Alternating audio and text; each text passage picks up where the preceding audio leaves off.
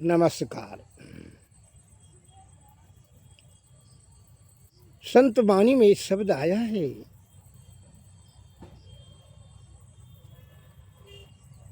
कबीरदास जी की वाणी में, कबीरा इस जगत में उल्टी देखी रीत,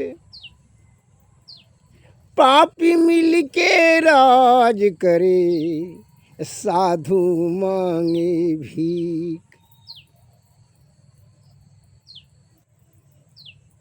अर्थात इस जगत में बहुत से या स्थूल नेत्र से देखा जा सकता है कि जो पाप का कार्य करता है उसका फल फूल वह सुखी संपन्न दिखाई पड़ता है कि बहुत महल अटारी, बड़ी बढ़िया बढ़िया वस्त्र, बढ़िया बढ़िया महल अटारी, बड़ी ऐश मौज से भोजन करता है, दाना पानी मिलता है, बड़ी सुखमय जीवन है इसका। और जो सत्संग भजन करता है वह भीख मांग कर करके समय अपना गुजारा करता है, बड़ी उसको कष्ट है। ऐसा देखने को मिलता है, यह चर्म चक्षु से देखा जाता है। लेकिन अंतःकरण दृष्टि से अगर जैसे आत्मज्ञान से यदि देखें, लेकिन क्या उसकी जो है आत्मिक सुख उसको नहीं प्राप्त होता है। वह छल कपट प्रपंच विषय भोग में हमेशा लिप्त रहता है। नाना प्रकार का उसको जो है चिंता और विषय घेरे रखता है कि धन का सुरक्षा करना है, स्त्री का सुरक्षा करना, प्रतिष्ठा को बचाना है, स्वास्थ्य को तो वो बचा ही नहीं सकता है। काहे इस तरह प्रकार से जो है धन से लिप्त हो जाता है, धन में मगन होकर के विलासतापूर्ण वस्तुएं जमा कर लेता है कि विलासता से यह शरीर जो है रोगाग्रस्त हो जाता है, जिसके कारण से वह जो है रोग रूपी दलदल में फंस जाता है। और प्रकृति की दृष्टि से भी वह क्या होता है, अपराधी हो जाता है। क्या विषय भोग का ही जो अमल करेंगे तो क्या ईश्वर को अच्छा लगेगा? आप लोकल तौर पर जान लीजिए कि आपका बेटा दारू ताड़ी रोज पी रहा, डंडीबाजी करे, जुआबाजी करे, झगड़ा कलह करते फिरे, उल्टा सीधा काम करे, गबर गबर झूठ बोले, असत्य का कार्य करे, नशा का सेवन करे, आपको अच्छा लगेगा? उसको आप आशीर्वाद दीजिएगा कि बद्दुआ दीजिएगा? उसको तो दंडित करते हैं आप। तो उसी प्रकार आप परमपिता परमेश्वर ने देखते हैं कि जो वह शारीरिक दृष्टि से दुर्बल, भीतर से वह रोगाग्रस्त हो जाता है, प्रकृति जो है कुपित हो जाती है कि क्या इस मौज में जो है अपना जीवन बिताता है, वह शरीर को ज़्यादा आराम देता है, इसलिए रोगाग्रस्त हो जाता है। नाना प्रकार का रोग उनको प्रकृति रूपी दंड मिल जाता है। अपराध का कार्य छल कपट परपन से जो है बेईमानी शैतानी कर करके धन संचय कर लेता है, उससे ऐसे मौज करने के फिर भोग विलास में संलिप्त हो जाता है। इसलिए वह शरीर की दृष्टि से, भीतर दृष्टि से स्वास्थ्य उसका खोखला हो जाता है। अल्प आयुमान रोगाग्रस्त भीषण रोग से, बीमारी से वह प्रताड़ित होकर के जो है आधे उम्र में मर जाता है। आप देखिए, अभी देखे होंगे चिकन चाकन ऊपर से आप देखते हैं कि बहुत बड़ा सुंदर महल अटारी बना लिया, जगह जमीन औकात उकात बैंक बैलेंस सब कर लिया, लेकिन स्वास्थ्य के दृष्टि से देखेंगे कि वह बहुत दुर्बल, भीतर से बड़ा वह चिंताग्रस्त है।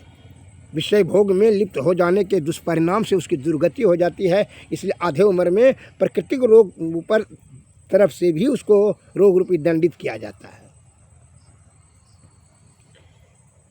इसलिए ये ज्ञान चक्षु से अतः ये सोच करके आपको ईर्षाग्रस्त होकर करके दुख नहीं पालना है, पोसना है। ईश्वर सब देख रहे हैं, आपको ये सब सोचने की जरूरत नहीं है। आप अंतःकरण इंद्रियों को शुद्ध रखें और ईश्वर का सदैव चिंतन रखें, उसी के अनुरूप फल मिलेगा। अभी के पाखंडी का मैं बता रहा हूँ, आदि मुनि महात्माओं, ज्ञानियों, ध्यानियों ने, आदि विद्वान वैद्य गणों ने कहा, मुनि ज्ञानी ध्यानी ने क्या कहा? भाई सत्व गुण में रहो, सदाचार का पालन करो, सादा भोजन करो, ब्रह्मचर्य का जीवन जियो, जो है आयुर्वेद का सेवन करो और शारीरिक परिश्रम करो, भोजन थोड़ा कम करो, शारीरिक परिश्रम करो, ये कि शरीर स्वस्थ रहेगा, बलवान रहेगा और सत्व गुण में रहो। सदाचार पर शुद्ध चित्त आत्मा से भजन भक्ति करो, सत्संग करो, सद्गुरु का सम्मान करो, उनका सेवा करो। सद्बुद्धि रहेगा तो उन्होंने ही आपको मार्गदर्शन करेंगे, युक्ति बताएंगे, भक्ति का भक्ति से तब मुक्ति होगा, तब अलौकिक लाभ मिलेगा। यह जीवात्मा को परम आत्मा में मिलाने का आपको ज्ञान प्राप्त हो जाएगा। लेकिन अभी जो है क्या आपके मस्तिष्क में है कि ज़्यादा से ज़्यादा छल कपट बेईमानी शैतानी से छीन छोड़ करके धन जमा कर लेंगे, हम सुखी हो जाएंगे। आप वो मार्ग को छोड़ दिए। अब दूसरा पॉइंट आइए कि आदि विद्वान वैद्यगणों ने कहा कि आयुर्वेद का सेवन करें। भाई जड़ी बूटी जितनी भी प्रकृति द्वारा बनाई गई है बड़ी आसीन कृपा करके दिए हैं स्वस्थवान, निरोगवान, आरोग्यवान, बलवान और बहुभोजी होने के लिए। हर्रा, बैढ़ा, कौवा, महुआ, बबूल, जामुन, तिलकोचा, गुलती, चिश्ती, नाना प्रकार का जो है जड़ी बूटी दे दिए हैं। यह निर्दोष औषध है। आयुर्वेद के महान प्रवर्तक भगवान धन्वंतरी साहब ने कहा, आरोग्यता और दीर्घावस्था प्राप्त करने के लिए आयुर्वेद सर्वश्रेष्ठ, सर्वोत्तम, सर्वोपरि रसायन है। इससे विरक्त होकर के हम लोग अल्प आयुमान, रोगाग्रस्त, शारीरिक से दुर्बल हो जाए और उसका दुष्परिणाम आज आपके सामने में है। लेकिन आप क्या करते हैं, आयुर्वेद का इसे अभी के पाखंडी के बहकावे में पूंजीपति और जो है ना ये छल कपट, छारी, कामी और क्रोधी, लालची के बहकावे में आकर करके आप भाग जाते हैं और आयुर्वेद का भारी तृष्णा आलोचना कर करके त्याग कर दिया, जिसके कारण से आप रोगाग्रस्त, शारीरिक से दुर्बल, नाना प्रकार रोग से करके आधे उम्र में समाप्त हो जाते हैं। यह आप क्या हुआ, बहका दिया पाखंडी ने। चंद पाखंडी ने मिलकर कहे कि नीम मीठा हो गया, क्या उनके कहने से मीठा हो जाएगा? आंवला में गुण नहीं है, गुरुजत्ती में गुण नहीं है, भमरैया में गुण नहीं है, लजौनी लजाना छोड़ दिया, धतूरा लहसुन देना बंद कर दिया, इमली खटाई छोड़ दिया, क्या उनके कहने से कुछ हो जाएगा? अरे आपके आंख बंद करने से रात्रि का आगमन नहीं होता है, जब तक कि इसमें ईश्वर का नहीं हो हाथ। जब सूर्य अस्त होगा तभी रात होगा और सूर्य उदय होगा तभी दिन होगा। आपके आंख बंद करने से आपको अंधा कहेगा। जब आप आयुर्वेद का परित्याग करते तो आपको रोगी कहते हैं। नाना प्रकार के रोग से आप ग्रसित आप हुए हैं। आयुर्वेद का गुण कम नहीं हुआ है। आप आलसी और लालची हो गए, अल्पायुमान, रोगाग्रस्त हो गए हैं। और दूसरे के बहकावे में आकर के आपको क्या कहता है तो कि भाई जो है विदेशी दवाई खाइए तुरंत निरोग हो जाइए। इसके फेर में आपको नाना प्रकार का साइड इफेक्ट सहना पड़ता है और जटिल रोगों से ग्रसित होकर के आप इम्यूनिटी पावर छीन हो जाते हैं। कैंसर, कोरोना, शुगर, बीपी, नेत्र का पावर कम, इम्यूनिटी पावर कम, ये आपका होता है और 84 लाख जीवों में किसी का नहीं। अतः वो पाखंडियों का बात मानना बंद कर दीजिए, अन्यथा को दुर्गति बाकी नहीं रखेगा। सब दुर्गति तो पुरिए गया। इसीलिए बुद्धिजीवी ने कहा है, महाइनो एन गतः सपंथा। महापुरुष जिस रास्ते से जाएं वही रास्ता हम लोगों को जान के दीर्घायुमान, आरोग्यमान, बलवान, बहुभोजी रहेंगे। वैद्य होने के नाते मैं आपको ये मार्गदर्शन करना चाहता हूँ कि कब्ज को सदैव जो है, हम तो आयुर्वेद ज्ञान प्रसारण आपकी सेवा में दिन रात कर रहा हूँ, काय परमार्थ के लिए निस्वार्थ भाव से, कि मरने के बाद भी आपका आशीर्वाद से हमारा मोक्ष हो जाएगा। यही हमारी हार्दिक कामना है। तो कब्ज को निवारण करने के लिए क्या करना चाहिए, मैं वही बता देना चाहता हूँ। ध्यान से सुनिए। आप जो है संदिग्ध चित्त को न करें। क्या खोज रहे हैं, किस चीज का खोज रहे हैं, क्या चीज किसको चाहिए, आंख को क्या चाहिए, कान को क्या चाहिए, नाक को क्या चाहिए, मुंह को क्या चाहिए, सबको अलग अलग चीज चाहिए। आंख को रूप चाहिए, कान को बढ़िया शब्द चाहिए, सुन मधुर शब्द, खुशबू चाहिए, नाक को स्वादिष्ट भोजन चाहिए, मुंह को, जीहा को। स्पर्श करने का इच्छा रखते हैं, ये सब इसके चाहत है।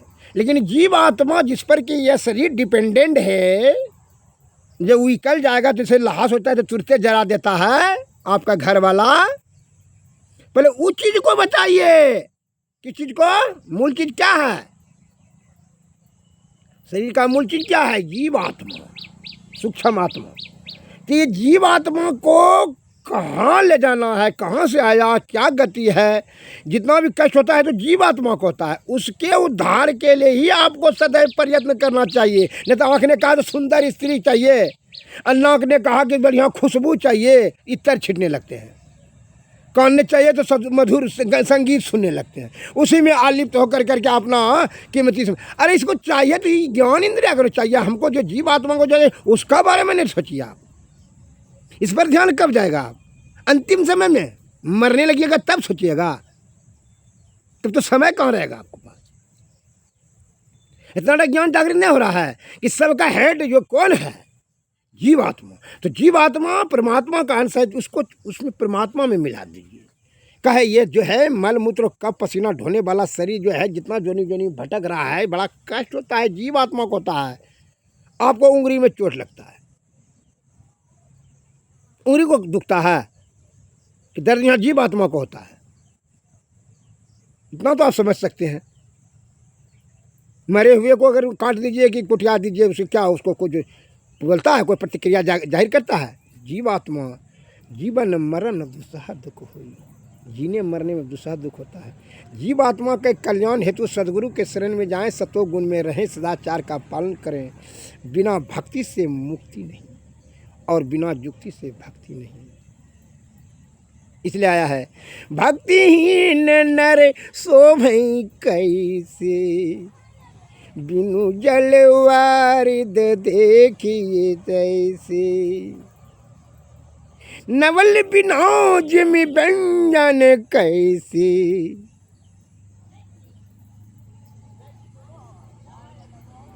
बिनु जलवारिद देखिए तैसे। उसी प्रकार जब ये जीव आत्मा निकल जाएगा तो शरीर कैसा हो जाएगा रे? ये तो लाश हो जाएगा। चंद क्षणों में ही परिवार ने आपको निकाल कर करके बहुत जला देगा रे। फिर जो कहेगा पूछेगा अरे कितना देर लाश जलने में लगा, जल्दी उसका ध्यान करेगा, जल्दी जाएंगे वहाँ जो है खाना खाएंगे।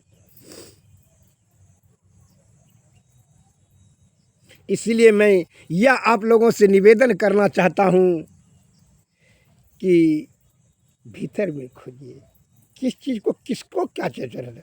आप यही ज्ञान इंद्रियों का पूर्ति करते करते अपनी आयु को गंवा दीजिएगा।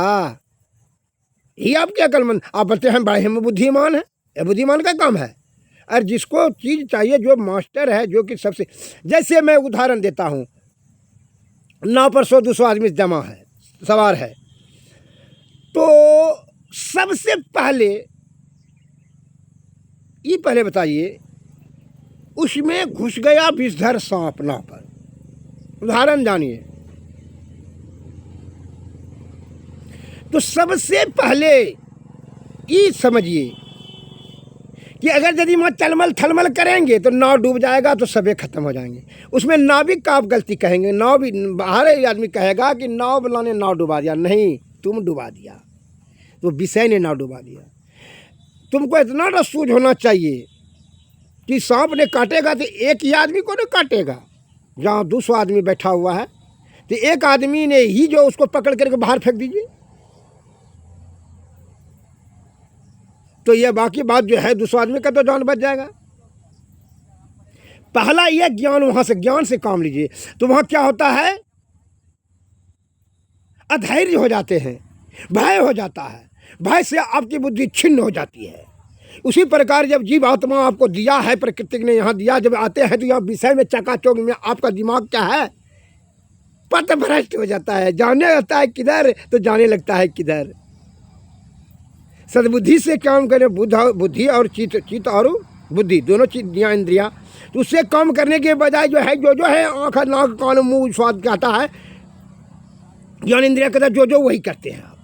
उक्ता मूल चीज जैसे हमारे नाविक मर जाए, नाव पर सवार हैं, नाविक मर जाए सबसे बड़ा कड़ा सुरक्षा किसका होना चाहिए? दूसरा आदमी नाव है सवार, अगर यदि नाविक मर जाए तो ये सभी अपने आप मर जाएंगे। इसलिए पहले कड़ा सुरक्षा किसका करना चाहिए? नाविक का, न कि पैसेंजर का। नाविक सही रहेगा, सुरक्षित रहेगा, सही दिशा में उनका बुद्धि काम करेगा तो आपका क्या होगा? नाव सुरक्षित पार कर देगा, दूसरा आदमी का जान बच जाएगा। और नाविक को ही अगर यदि आप लोग नष्ट कर देंगे तो दूसरा आदमी तो अपने आप नष्ट हो जाएंगे। उसी प्रकार जीव आत्माएं नाविक के समान है। विषय तो ये क्या है? इसके बहकावे में आकर के जीवात्मा को कष्ट में धकेल देते हो।